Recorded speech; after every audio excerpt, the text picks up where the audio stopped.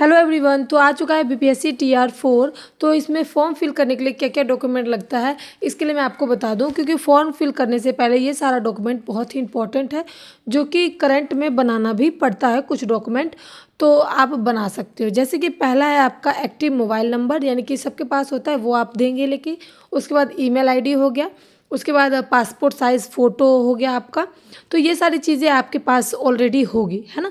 उसके बाद सिग्नेचर भी होगा। फिर अब आई 10th का मार्कशीट। 10th का मार्कशीट जो है वो ओरिजिनल, जैसे कि कई लोगों क्या करते हैं कि ओरिजिनल नहीं लाते हैं, जो फर्स्ट टाइम में मिलता है वही लगा देते हैं। लेकिन ऐसा नहीं करना है, बिल्कुल ओरिजिनल लाना है, जो कि 3 साल 4 साल बाद ऐसे कॉलेज में आता है। कई जगह 1 साल के बाद भी ओरिजिनल आ जाता है वो। उसके बाद डेट ऑफ बर्थ जो होता है वो प्रूफ होना चाहिए।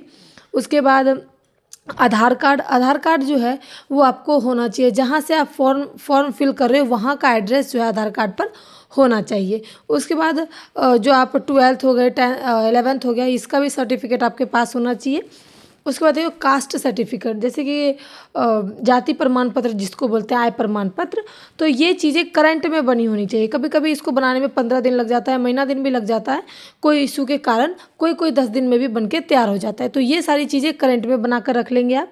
उसके बाद ईडब्ल्यूएस जो जनरल कैटेगरी वाले होते हैं, उससे मतलब किसी के आय के कारण या फिर किसी फादर के डेथ के कारण या कुछ भी के कारण जो ईडब्ल्यूएस बनाया जाता है, उससे 2-4 नंबर जो है जनरल वाले से कम मिलता है। जैसे 90 पर पास है तो उसको 85 नंबर पर पास कर दिया जाता है, तो 3-4-5 नंबर का फ़ायदा हो जाता है।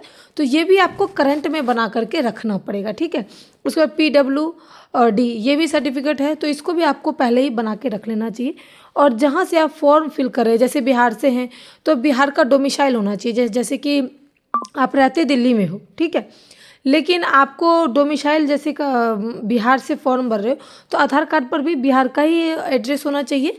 और डोमिसाइल जहाँ आप रह रहे हो, जैसे बिहार से आप फॉर्म फिल कर रहे हो, बिहार में रह रहे हो, तो बिहार का डोमिसाइल होना चाहिए, उस जगह का डोमिसाइल होना चाहिए, तब जाके आपका अच्छा होगा। कभी कभी कई लोग क्या करते हैं कि आधार कार्ड पर तुरंत एड्रेस चेंज करवा लेते हैं, फॉर्म फिल करने से पहले भी 2-4-10 दिन पहले अपडेट करा लेते हैं, आधार कार्ड में एड्रेस चेंज करवा लेते हैं, तो उसके कारण भी दिक्कत आ जाती है। तो ये सारी चीज़ें आप पहले से करवा लेंगे, टाइम रहता है तो अच्छे से हो जाता है। उसके बाद वैलिड फ़ोटो, जो फ़ोटो जैसे कि आप जिस उम्र में हो उस उम्र की फ़ोटो होनी चाहिए। जैसे कई लोग 1 साल पीछे की भी लगा देते हैं, तो ऐसी नहीं लगानी है। और आईडी प्रूफ, जैसा कि मैंने कहा, वो सारी आप रख लेना, जैसे पैन कार्ड, आधार कार्ड हो गया, ये सारी चीज़ें आपके पास होनी चाहिए। उसके बाद रही, तो इस फॉर्म को फिल करने के लिए एस्टेट जो सर्टिफिकेट है वो ले लेना चाहिए। जैसे कि कई लोगों ने सीटेट या एस्टेट जो भी दिया है वो अभी अभी दिया ही है, तो उसको आने में भी 1 महीना लगेगा, तो वो भी ओरिजिनल आपको कॉलेज से जाके लेके आना है, तभी जाके आप इस चीज़ को लगा सकते हो। तो ये सारी डॉक्यूमेंट जो है आपको प्रॉपर अच्छे तरीके से कलेक्ट करके रखना पड़ता है। उसके बाद बीएड की ओरिजिनल मार्कशीट जो है वो भी आपको कॉलेज से ला के रखना पड़ता है। ये सारी चीज़ें ओरिजिनल लगती है, तो इसको जैसे कि आने में टाइम लगता है, तो ये सारी चीज़ें अगर आप नहीं लाए हैं तो कॉलेज जा कर के ये 2-3 महीने में आप ला सकते हो, क्योंकि इसका जो एग्ज़ाम है वो सितंबर में होगा। तो अभी आपके पास फाइनली बहुत समय है, आप इस चीज़ को जो है कर सकते हो। तो उसके बाद डेट भी आपको पता ही है, 22 सितंबर से लेकर 27 सितंबर के बीच का एग्ज़ाम रहने वाला है।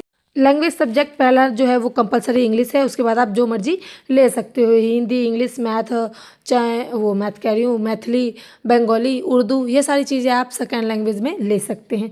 वीडियो पसंद आई, जानकारी अच्छी लगी तो प्लीज़ कमेंट जरूर करें। जो जो आपके पास डॉक्यूमेंट नहीं है, जो स्कूल में है, कॉलेज में, वो ले आए। Thank you so much.